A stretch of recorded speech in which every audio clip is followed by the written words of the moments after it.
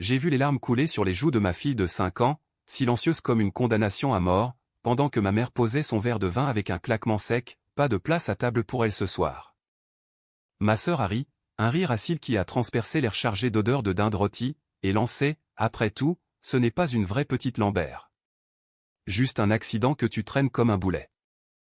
Et moi, j'ai souri en serrant les poings sous la nappe, me jurant que ce Noël marquerait la fin de leur petit monde parfait parce que l'amour familial, quand il vire au poison, mérite une revanche qui ronge de l'intérieur, lentement, inexorablement. C'était un de ces hivers parisiens qui mordent la peau, où le froid s'infiltre par les fissures des immeubles haussmanniens comme un reproche muet. Nous arrivions chez mes parents, rue de Rivoli, dans cet appartement cossu qui puait l'argent hérité et les regrets non dits. Ma fille, Élise, trottinait à mes côtés, son petit manteau rose trop grand pour elle, un cadeau d'occasion chiné au marché aux puces de Belleville. Elle serrait contre elle un vieux lapin en peluche, pelé aux oreilles, son seul trésor. À 5 ans, elle ne comprenait pas encore les silences lourds qui planaient entre les adultes, mais elle les sentait, comme un animal flairant la tempête. J'avais 28 ans, et déjà, la vie m'avait cogné plus fort qu'un uppercut dans un bar de Pigalle. Mon ex, un beau gosse éphémère croisé dans une soirée arrosée au marais, avait filé aux premières contractions, laissant derrière lui une pile de factures et un vide béant. Élise était née dans la douleur, non pas physique ça, c'était gérable, mais celle qui ronge l'âme quand on réalise que le monde vous voit comme une erreur ambulante. Mes parents, ces piliers de la bourgeoisie du 7e arrondissement, avaient toléré ma fausse pave tant que je gardais ça discret. Mais Noël ? Noël, c'était sacré. C'était le moment où les Lambert se pavanaient en façade unie, où les couverts en argent teintaient comme des mensonges bien polis. Ma sœur, Claire, nous attendait dans l'entrée, perchée sur ses loups-boutins qui claquaient comme des gifles sur le parquet ciré. À 32 ans, elle était l'icône de la réussite, avocate chez un cabinet huppé de la Défense, mariée à un banquier qui collectionnait les montres comme d'autres les maîtresses. Pas d'enfant, bien sûr pas le temps pour ces conneries, disait-elle en sirotant son cocktail au champagne. Elle m'embrassa du bout des lèvres, un effleurement qui sentait le Chanel et le mépris. Alors, la petite famille recomposée. Élise a grandi, on dirait une mini-toi, en plus. Authentique. Son regard glissa sur le manteau d'Élise, et je vis l'étincelle, le jugement, pur et dur, comme un éclat de diamant froid. Ma mère surgit de la cuisine, tablier impeccable sur sa robe lanvin, les cheveux relevés en chignon impeccable malgré ses 60 ans. Elle était la reine de ce royaume domestique, celle qui dosait les sauces comme elle dosait les affections.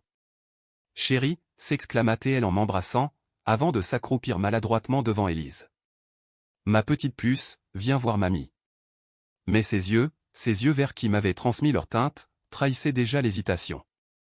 Élise, timide, tendit son lapin. Ma mère le toucha du bout des doigts, comme si c'était contagieux. Adorable. Pose-le là, on va dîner. Mon père, en retrait dans son fauteuil Voltaire, leva à peine les yeux de son journal. Les Échos, bien sûr rien de plus vulgaire que le Figaro pour un homme qui avait gravi les échelons de la finance à la sueur de son front et à coups de relations bien placées. Il grogna un salut, et ce fut tout. Pas de « Comment vas-tu, ma grande ?» Pas de câlin pour Élise. Juste ce vide, ce gouffre que j'avais appris à combler avec des sourires forcés et des nuits blanches à éplucher les petites annonces pour un boulot décent. Le salon était une explosion de kitsch festif, guirlandes LED clignotantes, couronne de au-dessus de la cheminée où crépitait un feu de cheminée électrique pour la sécurité, insistait ma mère. La table était dressée pour 4, assiettes en porcelaine de Limoges, verre en cristal taillé, et au centre, une dinde luisante qui semblait nous narguer de son ventre rebondi. 4 couverts. J'avais appelé 3 semaines plus tôt, maman, on vient à 2. Élise et moi. Sa réponse, laconique, parfait, chérie. On t'attend. Mais là, devant cette table impitoyable, le mensonge se révélait. Et Élise, demandai-je, la voix un peu trop aiguë, en posant mon sac. Ma fille, sentant la tension, se blottit contre ma jambe. Ma mère haussa les épaules, un geste si français, si élégant dans son indifférence. Oh, elle est petite. Elle mangera plus tard, dans la cuisine, avec un plateau. C'est Noël, pas un pique-nique. Claire ricana, versant du Bordeaux dans les verres. Allons, Sophie, ne fais pas l'enfant gâté. La gamine ne saura même pas ce qu'elle rate. Et puis, la table est petite cette année où on a invité les Duval, mais ils ont annulé. Les Duval. ces fantômes de la haute société qui n'avaient jamais existé dans nos Noëls passés. J'aurais dû voir le piège, mais la fatigue des transports en RER, le froid qui engourdissait mes doigts, tout ça m'avait rendu molle. Élise leva les yeux vers moi, ses prunelles sombres héritage de son père maudit implorante. « Maman, je peux manger avec toi. » Sa voix, un filet de miel brisé, me transperça. Je m'agenouillai, forçant un sourire. « Bien sûr, ma chérie. On va arranger ça. » Mais ma mère intervint, la main sur mon épaule, ferme comme une menotte. « Sophie, s'il te plaît. Ne complique pas les choses. Elle a son âge, elle comprend. Va lui préparer un biberon haut. Ce qu'elle mange. » Un biberon? À 5 ans? Le sang me monta au visage, chaud, rageur. Claire leva son verre, à la famille. Et mon père, enfin, posa son journal. Laisse, Sophie. C'est pour son bien. Les enfants apprennent la vie comme ça. Je les regardais, tous les trois, alignés comme des juges dans un tribunal invisible. Ma famille. Mon sang. Et en cet instant, je compris, Élise n'était pas refusée pour manque de place. C'était moi qu'il punissait à travers elle. Moi, la fille qui avait osé tomber enceinte sans alliance au doigt, sans chèque en blanc d'un mari respectable. Moi, qui refusais de rentrer dans le rang, de vendre mon âme pour un poste au PTT ou un mariage arrangé. Le dîner commença sans nous. Les rires fusèrent, les couteaux entaillèrent la chair de la dinde, et Élise, assise sur un tabouret dans la cuisine froide, mâchonnait un sandwich au jambon, les yeux rivés sur le carrelage. Cette nuit-là, couchée sur le canapé lit qui grinçait sous mon poids, Élise blottie contre moi, je sentis la graine de la vengeance germer.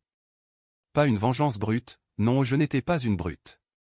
Mais une qui s'insinuerait, goutte à goutte, dans les fissures de leur façade impeccable. Ils m'avaient appris que l'amour avait des places limitées. J'allais leur montrer que la mémoire, elle, n'avait pas de fin. Les jours suivants furent un simulacre de normalité. J'emmenai Élise au jardin des Tuileries, où la neige saupoudrait les statues comme un voile de deuil. Elle riait en faisant des boules, oubliant déjà l'humiliation, mais moi, non. Chaque flocon était un rappel, leur indifférence était une arme, et j'allais la retourner contre eux. De retour dans mon studio exigu de Montreuil, je sortis mon ordinateur portable, un reliquat d'un job freelance en graphisme, mal payé mais flexible. J'ouvris un document vierge. Titre, Les Lambert, dessous de table. Je commençai par fouiller. Pas les armoires, non le web. Mon père, avec ses investissements dans des fonds offshore, avait toujours été discret. Mais un coup de fil anonyme à un ancien collègue, une recherche sur des forums d'ex-employés de sa banque, et les premières craquelures apparurent. Des rumeurs de pots de vin, de comptes en Suisse. Claire, l'avocate intouchable? Un scandale mineur étouffé, une affaire de harcèlement sexuel où elle avait défendu le harceleur pour protéger la réputation du cabinet. Ma mère? Oh, elle, c'était plus personnel. Son cancer soi-disant vaincu, financé par l'assurance vie de mon grand-père, qu'elle avait manipulé pour virer ma tante de l'héritage. Chaque découverte était une lame qui s'enfonçait un peu plus. Pas pour la douleur, j'en avais assez, mais pour affûter la mienne.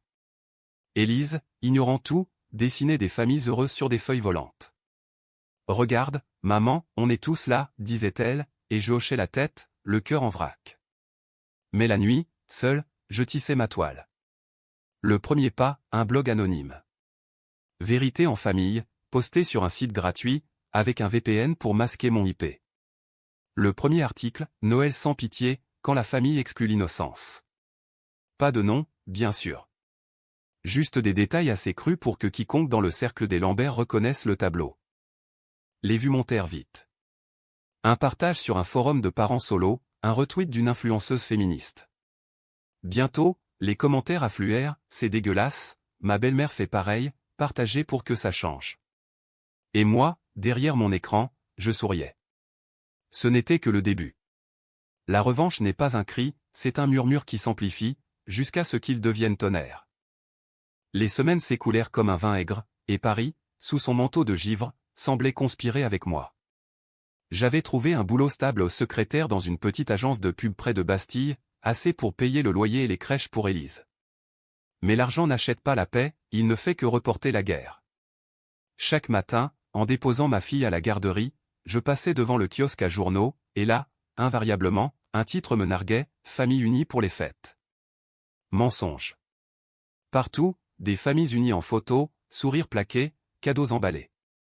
Chez les Lambert, l'unité était une fiction, et j'allais la démonter, chapitre par chapitre.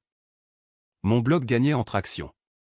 J'écrivais la nuit, quand Élise dormait, son souffle régulier comme un métronome de ma rage contenue. Le deuxième poste, la sœur parfaite, derrière le tailleur, les secrets sales. Toujours anonyme, mais avec des indices, une affaire de 2018, un client influent acquitté malgré les preuves. J'avais déniché l'article enterré dans les archives d'un journal en ligne, relancé par un tweet oublié. Les lecteurs mordaient. C'est Claire Lambert? L'avocate des puissants, spéculait un commentaire. J'alimentais le feu sans répondre, juste en liquant discrètement depuis un faux compte. Ma mère appela un soir, sa voix mielleuse filtrée par le combiné. Sophie, chérie, ça va? On ne t'a pas vu depuis Noël.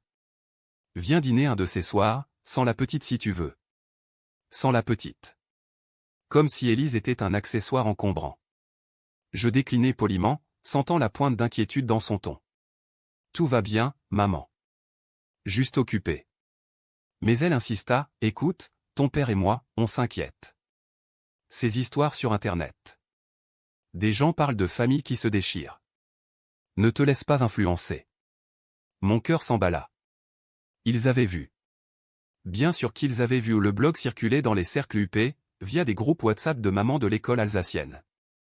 Je raccrochai, les mains tremblantes, et ouvris une bouteille de rouge bon marché. Le vin coula dans ma gorge comme du lave, brûlant les doutes.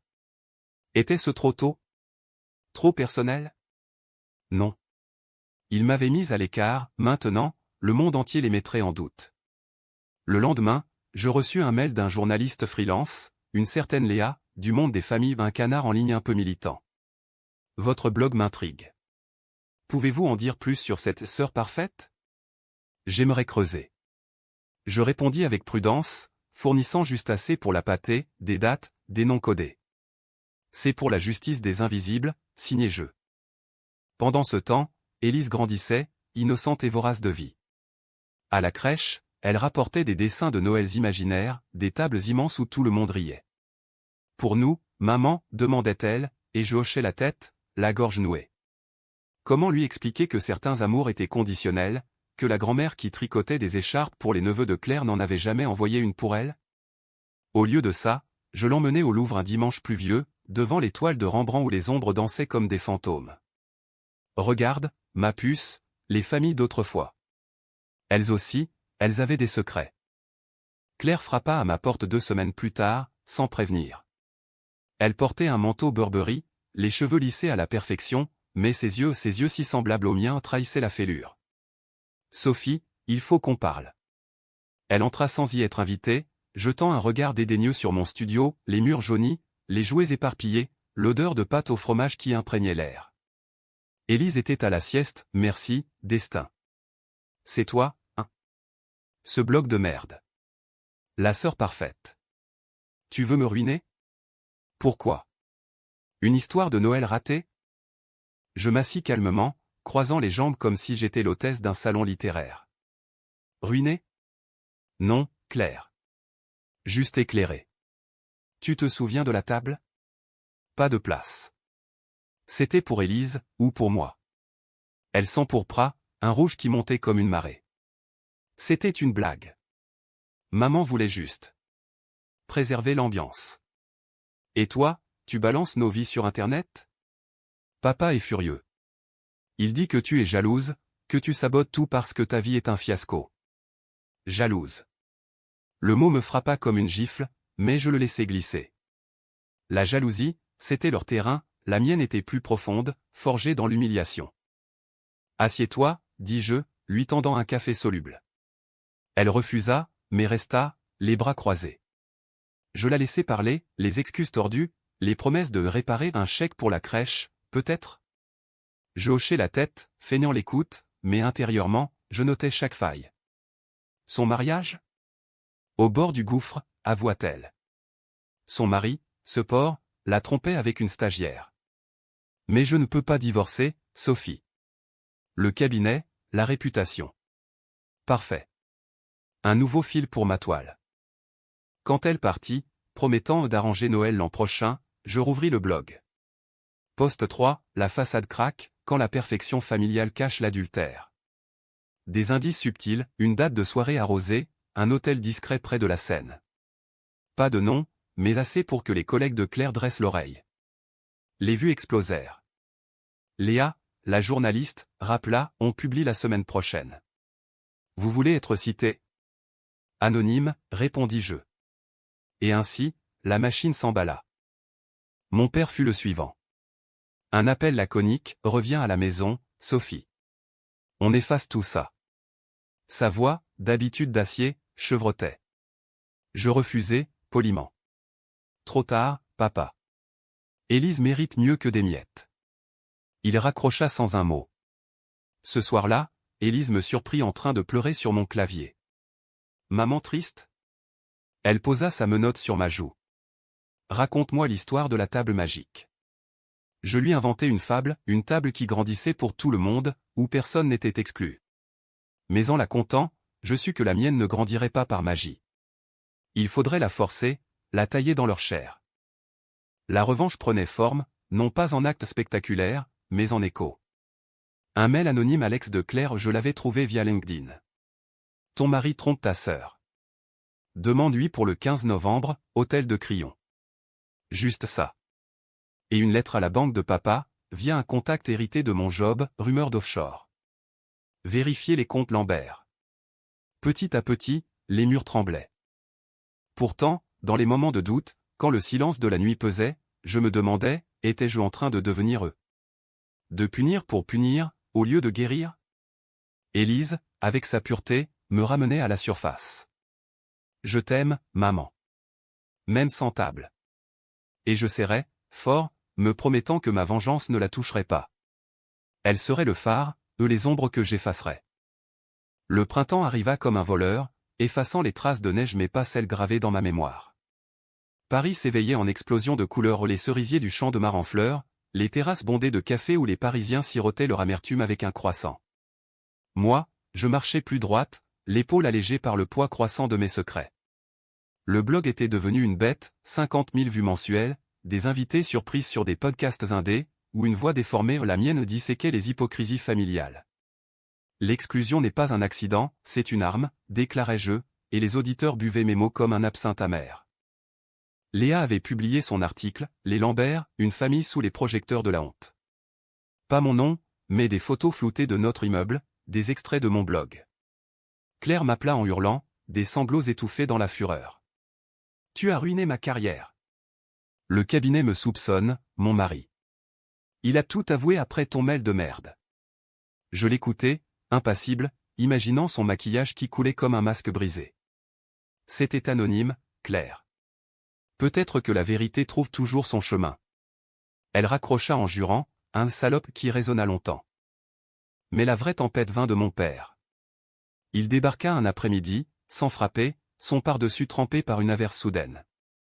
Élise était à l'école, j'étais en train de relire un mail d'un éditeur intéressé par un livre basé sur le blog. Sophie. Sa voix était un grondement bas, comme le métro sous les pavés. Il s'assit lourdement sur mon canapé, les mains noueuses croisées sur ses genoux. Pour la première fois, il me regarda vraiment pas comme une déception, mais comme une adversaire. Arrête ça. Tout de suite. J'ai perdu un client important à cause de ces rumeurs d'offshore. Ta mère ne dort plus. Elle pleure, Sophie. Pleure pour ce qu'on a fait. Pleure. Le mot me tordit les tripes. Ma mère, cette forteresse d'élégance, en larmes? Je voulus croire à un mensonge, mais ses yeux, rougis par l'insomnie, ne trompaient pas des Élise, contrecarrai-je.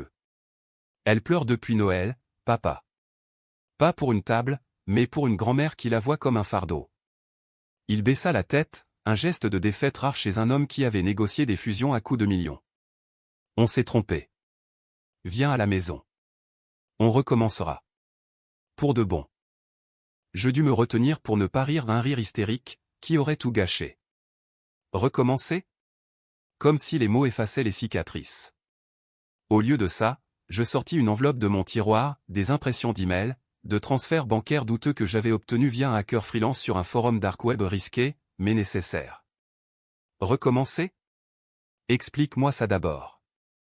Les 200 000 € versés à une société écran en 2015. C'était pour investir dans l'avenir de Claire, hein? Ses yeux s'écarquillèrent, le sang se retira de son visage. Comment? Internet, papa. La vérité est gratuite, contrairement à tes mensonges. Il se leva, vacillant, et pour la première fois, je vis la peur chez lui, pas la colère d'un patriarche, mais la terreur d'un homme nu face à son ombre. Tu vas nous détruire. Non, répondis-je doucement. Vous l'avez déjà fait. Je ne fais que documenter. Il partit sans un mot, la porte claquant comme un point final. Ce soir-là, Élise rentra avec un bouquet de pâquerettes volées dans un square. Pour toi, maman. Parce que tu es ma fleur préférée. Je la serrai, inhalant son odeur de savon et d'innocence, et jurai que ma vengeance ne la souillerait pas. Le blog évolua. Je lançai une série, Lettres à l'exclu. Des témoignages anonymes affluaient, des enfants illégitimes, des beaux enfants mis de côté, des sœurs effacées. Chacun était une brique dans mon mur contre les Lambert. L'éditeur proposa un contrat, 10 000 € d'avance pour vengeance en famille, chronique d'une exclusion. Je signai, le cœur battant. L'argent? Pour Élise. Un vrai manteau, des cours de danse, un avenir sans dette. Ma mère, elle, choisit l'approche indirecte. Des colis arrivèrent, des jouets pour Élise, une poupée trop parfaite, un ensemble de vaisselle miniature. Pas de lettres, juste une carte, pour rattraper le temps perdu. Mamie. Élise s'extasia, mais je vis clair, manipulation pure. Dis-lui merci, murmurai-je en rangeant le tout dans un placard. La revanche ne tolère pas les demi-mesures. Puis vint l'invitation. Un dîner réconciliateur, mi-mai, dans leur appartement. Toute la famille, précisait le carton. Toute la famille. Élise y était incluse, cette fois. Je tergiversais, feignant l'hésitation dans mes réponses laconiques. Intérieurement, je planifiais. J'invitais Léa, sous couvert de journaliste ami. Et pour le clou, un enregistreur discret dans mon sac légal, pour un podcast, mais parfait pour capter les confessions. Le soir venu, Paris bruissait sous une lune laiteuse. Élise, dans une robe neuve, sautillait d'excitation. « Grand-mère va me voir ?»« Oui, ma chérie. » Et elle regrettera. Chez mes parents, l'air était chargé d'encens et de faux-semblants. Ma mère embrassa Élise avec effusion, trop fort, comme pour compenser. Claire, pâle sous son fond de teint, évita mon regard. Mon père servit l'apéritif, les mains tremblantes. Le dîner coula, tendu. On parla météo, du dernier scandale politique Macron et ses réformes, toujours un bouc émissaire commode. Puis, inévitablement, le blog surgit. Sophie, ses écrits. C'est du passé, hasarda ma mère. Je souris, piquant un morceau de foie gras. Le passé? Comme Noël? Élise, ignorant la tempête, babillait sur ses fleurs. Claire craqua la première, arrête de nous pourrir la vie. Mon mariage est foutu, le cabinet me surveille. Tout ça pour une blague de table? Je posai ma fourchette. Une blague? Élise, qu'est-ce que c'était pour toi? Ma fille, surprise, murmura, j'ai mangé seule. C'était froid. Le silence tomba, lourd comme un linceul. Mon père toussa. On s'excuse. Vraiment. Mais ses yeux fuyaient. C'est là que je sortis l'enveloppe, pas l'épreuve, juste une photo, la table de Noël, 4 couverts, Élise en arrière-plan, flou. Garde-la. Pour te souvenir. Léa, silencieuse jusque-là, nota tout. Plus tard, dans la voiture, Élise s'endormit sur mes genoux. C'était bien, maman? Presque parfait, répondis-je. Presque. La vraie perfection viendrait quand leur monde s'effondrerait, brique par brique, et que je construirais le mien sur les ruines. Mais la nuit apporta le doute. Écoutant l'enregistrement, j'entendis la voix brisée de ma mère, on t'aime, Sophie. On a eu peur, c'est tout. Peur. De quoi? De la tache sur leur pédigré? Je pleurais, alors, pour la fille que j'avais été, et pour la mère que je refusais de devenir. La vengeance était un feu, il fallait le contrôler, ou il me consumerait. L'été s'abattit sur Paris comme une fièvre, les rues pavoisées de touristes en short et de Parisiens en fuite vers la Côte d'Azur. Moi, je restais, ancré dans mon studio comme une recluse complotant sa rédemption. Le livre avançait, chapitre sur l'exclusion, entrecoupé de flashbacks mon enfance sous la férule de mon père, les jalousies larvées avec Claire, les silences de ma mère qui masquaient ses propres regrets. Chaque mot était une catharsis, mais aussi une arme chargée. L'éditeur, enthousiaste, parlait déjà d'une promo, lecture au salon du livre, interview radio. Vous allez faire un tabac, Sophie. C'est brut, c'est vrai. Brut. Oui. Comme la cicatrice que Noël avait laissée sur Élise. Elle ne le montrait pas, les enfants sont des maîtres du camouflage, mais je voyais les fissures, ces cauchemars où elle murmurait de pas de place, ses hésitations à inviter des copines à la maison. Je l'emmenais à la mer, en train pour Deauville, où le vent s'allait fouetter nos joues et où elle construisait des châteaux de sable indestructibles. Celui-là, personne ne peut l'abattre, déclarait-elle, et je hochais la tête, le cœur serré. Mon château à moi, il était fait de mots et de preuves, et il tenait bon. Les retombées du dîner réconciliateur furent lentes, mais inexorables. Claire divorça en juillet, un papier d'envoi l'avocate star abandonnée pour une jeunette. Elle m'envoya un SMS venimeux, merci pour ça. T'es contente? Je répondis, la vérité libère, non. Mon père, lui, prit sa retraite anticipée, les rumeurs d'offshore ayant attiré l'œil du fisc. Un appel de lui, bourru, on vend l'appart. Besoin d'argent. Je faillis compatir, mais me rappeler le canapé lit grinçant. Désolé d'entendre ça. Ma mère, la plus touchée, tenta la carte de l'émotion. Elle apparut un matin à la crèche, fleur en main, pour Élise. Dis-lui que mamie l'aime. La directrice me transmit le message, mal à l'aise. Je récupérai ma fille, et sur le chemin, Élise brandit un dessin, une grand-mère et une petite fille main dans la main. Elle m'a dit de te le donner. Je le gardai, mais ne rappelais pas. Pas encore. Le blog, lui, mutait en communauté. Des groupes privés sur Facebook, des soirées survivants de l'exclusion dans un bar de Ménilmontant. J'y allais incognito, écoutant des histoires qui faisaient écho à la mienne, un frère déshérité, une nièce ignorée. Comment tu fais pour supporter, me demanda une femme, les yeux rougis par le vin. Je transforme la douleur en pouvoir, répondis-je. Et c'était vrai. Le pouvoir de nommer, de révéler. Mais la vengeance a son prix. Les nuits devinrent agitées, je rêvais de tables infinies où les Lambert s'engloutissaient, de rires qui se muaient en cris. Élise le sentait, me collait plus fort. Raconte-moi pas d'histoire triste ce soir. Je lui parlais alors de forêts enchantées, de loups qui protègent les petits. Pourtant, un loup en moi grandissait, affamé. Où t'apporta le coup de grâce inattendu. Léa m'appela, excitée, ton père est visé par une enquête. Le fisc a des preuves solides offshore confirmées. Et Claire?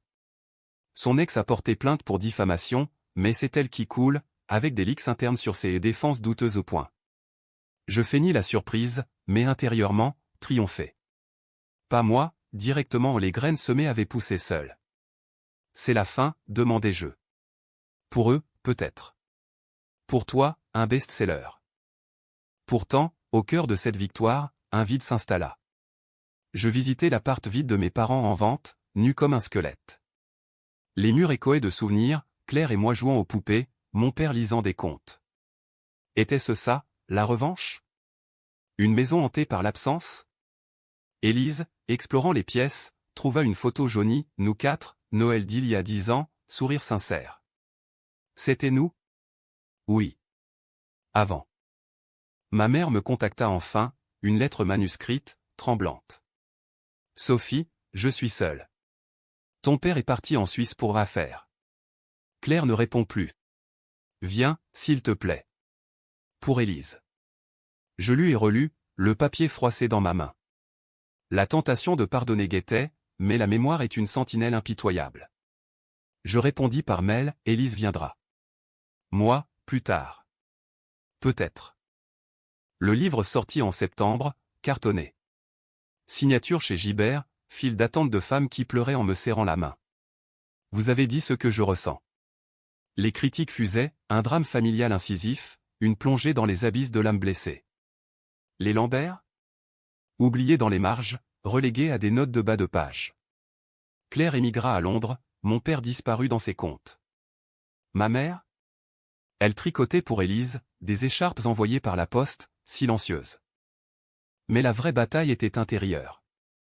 Un soir, après une lecture, un homme s'approcha, mon ex, le père d'Élise, vieilli, penaud.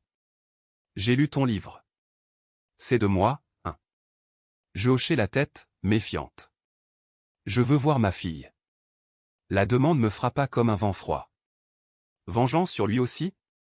Ou chance de clore le cercle? J'acceptai un café, prudente. Il parla, regret, thérapie, un job stable. Élise le rencontra dans un parc, méfiante au début, puis rieuse. Papa, murmura-t-elle. Et quelque chose en moi se fissura au pas de rage, mais de soulagement. Pourtant, je n'arrêtai pas. Le blog continua, plus doux, axé sur la résilience. Mais les Lambert restaient une ombre, ma mère, vieillie prématurément, appelait pour Élise seulement. Dis-lui que je l'aime. Je transmettais, mais gardais mes distances. La revanche n'efface pas, elle reconstruit, sur des fondations plus solides. Élise, à 6 ans, me demanda un jour, pourquoi grand-mère pleure sur la photo? Je la pris dans mes bras. Parce que les familles, c'est comme les puzzles. Parfois, des pièces manquent. Mais on en trouve de nouvelles. Et en la berçant, je sus que ma vengeance avait été double, contre eux, et pour nous. L'automne enveloppa Paris d'un manteau roux et or, les feuilles mortes crissant sous les pas comme des avertissements oubliés. Mon livre cartonnait toujours aux traductions en anglais, invitation à des festivals littéraires à Lyon, à Marseille. J'étais Sophie Lambert, l'auteur qui avait brisé le tabou familial, la voix des exclus. Les chèques affluaient, assez pour déménager dans un 2 pièces à Belleville, avec vue sur la butte, et pour inscrire Élise à une école bilingue. La vie s'adoucissait, mais sous la surface, les courants étaient encore tumultueux. Mon ex appelons-le Marcos était réinstallé dans le paysage, hésitant mais persévérant. Des dimanches au parc de la Villette, des glaces chez Bertillon. Élise l'adorait, avec cette confiance enfantine qui me terrifiait. Il reste, maman, demandait-elle, et je haussais les épaules, feignant la nonchalance. Intérieurement, c'était un champ de mine, pouvait-on pardonner l'abandon? Ma vengeance contre lui avait été passive, l'ignorer dans le livre, le laisser ronger par la culpabilité via des amis communs. Mais voir Élise sourire à son papa tardif remuer des sédiments enfouis. Était-ce la fin de ma rage, ou juste une pause? Les Lambert, eux, sombraient en silence. Ma mère m'écrivit encore, je vends les bijoux de famille. Pour payer les avocats de ton père. Il était inculpé pour fraude fiscale, un procès en vue pour l'hiver. Claire, de Londres, postait des selfies lisses sur Instagram New Beginning, mais j'avais vu les likes maigres, les commentaires absents. Elle m'avait bloqué, bien sûr, mes infocomptes me permettaient de surveiller, fête solitaire, vin trop bu. La revanche, une fois lancée, roule seule, comme une boule de neige descendante. Pourtant, un appel de ma mère brisa la glace. Sophie, c'est grave. Ton père. Il a fait une tentative. Tentative. Le mot plana, lourd. Suicide, demandai-je, la voix blanche. Pire. Il a tout avoué à la police, pour se retourner contre un associé. Mais il est brisé. Viens, s'il te plaît. Pour lui. Je refusai d'abord, le cœur en vrac. Brisé. Comme moi à Noël? Mais Élise, entendant un grand-père, insista, on y va, maman? Il est malade? Sa compassion, pure, me désarma. Nous partîmes le lendemain, train pour la Suisse Genève, où il s'était réfugié dans un hôtel anonyme. L'endroit puait le luxe décadent, lobby en marbre, serveur en livrée. Mon père nous attendait dans une suite, silhouette voûtée dans un peignoir trop grand. Ses cheveux, jadis poivre et sel, étaient blancs comme neige. Sophie. Pas de câlin, juste ce murmure.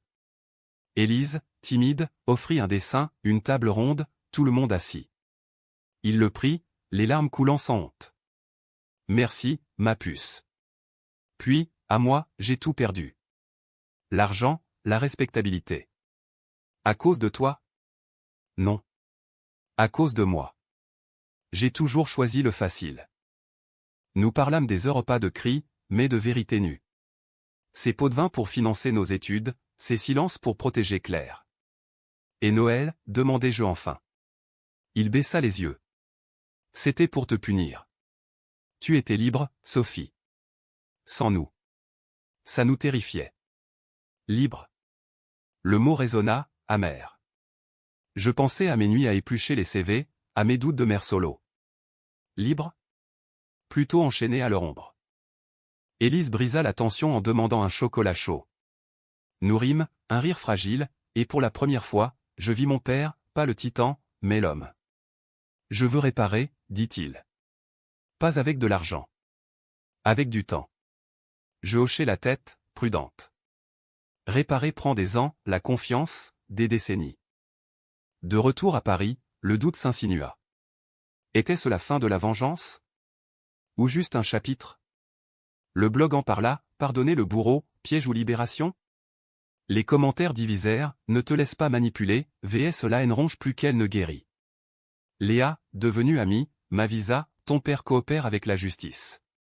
Il pourrait s'en tirer léger. Justice. Pas la mienne, la leur lente, impartiale. Claire revint en octobre, un appel surprise. Je suis enceinte.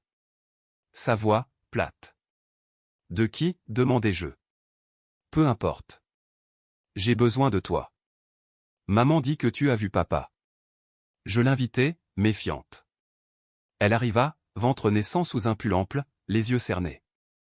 Je hais ce que tu as fait. Mais. Merci. Ça m'a forcé à partir, à recommencer. Nous parlâmes, âprement, ces jalousies d'enfance, ma rébellion perçue comme trahison. La table, c'était maman, avoua-t-elle. Elle a dit et pas de place pour me faire plaisir. Pour que je reste l'aînée parfaite. La révélation me frappa. Pas mon père, pas Claire ma mère, la grande orchestratrice. Je la confrontai par visio, Élise endormie à côté. Pourquoi? Sa réponse, un sanglot, j'avais peur de te perdre, comme j'ai perdu ma sœur. Tu étais si indépendante, avec ta fille. Je voulais te ramener. Peur. Encore. Les peurs des uns nourrissent les blessures des autres. Noël approcha, et l'invitation arriva, pour tous. Place pour chacun. Élise sauta de joie. Moi, j'hésitais. Marc, maintenant stable, proposa, on y va ensemble? Une famille recomposée. Ironie. J'acceptai, mais avec l'enregistreur habitude. Le dîner fut étrange, rire forcé, cadeau maladroit.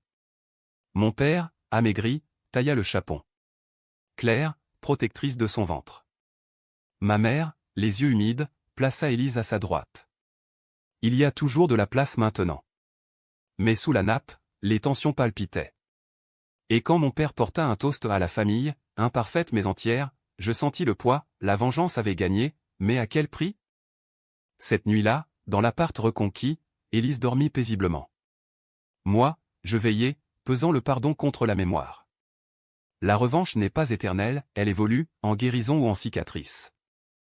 L'hiver revint, impitoyable, mais Paris, cette fois, me sembla moins hostile aux ces lumières de Noël comme des promesses tenues, ces rues enneigées comme des pages blanches. Le procès de mon père se conclut en janvier, sursis, amende salée, mais pas de prison. Il rentra, ombre de lui-même, et s'installa dans un petit appartement près du canal Saint-Martin. Pour être proche, dit-il. Proche d'Élise, sous-entendu. Elle l'adorait, ses visites où il lui racontait des histoires de banquiers malhonnêtes devenus héros par repentir. Claire accoucha en février, une fille prénommée Iris, pour l'arc-en-ciel après la tempête. Elle revint à Paris, freelance désormais, loin des cabinets corrompus. Nos relations? Cordiales, avec des épines. Des cafés partagés, Élise et Iris jouant sur le tapis, mais des silences où planaient les non-dits. Tu m'as détruite, lâcha-t-elle un jour. Et toi, tu m'as exclu, répliquai-je. Équilibre précaire. Ma mère, la clé de voûte fissurée, changea le plus. Elle s'inscrivit à des ateliers d'écriture ou ironie, thérapisant ses peurs. J'écris sur nous, confia-t-elle. Pour comprendre. Ces lettres à Élise devinrent régulières, contes personnalisés, où une petite fille régnait sur une table magique. Élise les lisait à voix haute, et je voyais les murs de mon cœur s'effriter. Mon propre chemin? Le livre eut une suite, au-delà de la table, reconstruire après l'exclusion. Pas de rage, mais de résilience. Interview de survivants, théorie psy sur le trauma familial. Les ventes grimpèrent, et avec, une fondation, Place pour tous, aide aux parents solo. Marc et moi. Pas de conte de fées, mais une coparentalité solide. Il payait pension, cuisinait des crêpes le week-end. Je ne mérite pas ça, admis-il un soir. Si, répondis-je. Élise le mérite. Le vrai test vint à Noël suivant. L'appart de mes parents, rajeuni par des rénovations modestes. Table dressée pour 7, nous, les Lambert ressoudés, Marc inclus. Élise, 7 ans maintenant, présida, un bonnet de lutin sur la tête. À la place pour tous, trinquait-elle, et les rires fusèrent, sincères cette fois. Ma mère serra ma main sous la nappe, pardon, ma fille. Je serrai en retour. Oublié? Non. Pardonné? Oui. Mais la mémoire, cette gardienne, ne dort pas tard dans la nuit, seule sur le balcon, cigarette interdite aux lèvres, je repensais à cette première table. La vengeance m'avait libéré non pas en détruisant, mais en forçant la vérité. J'avais creusé dans leurs âmes, et dans la mienne, extrayant les poisons. Étais-je guéri? Presque. Les cicatrices restaient, mais elles ne saignaient plus. Élise me rejoignit, emmitouflée. Maman, c'était le meilleur Noël. Je l'embrassai. Parce que tu l'as rendue telle. Et en la regardant grandir, forte et aimée, je sus, la vraie revanche n'est pas la destruction, mais la construction d'un monde où personne n'est laissé dehors. Les Lambert avaient appris, moi, j'avais triomphé. Pas par la haine, mais par l'amour inconditionnel que j'avais forgé dans le feu.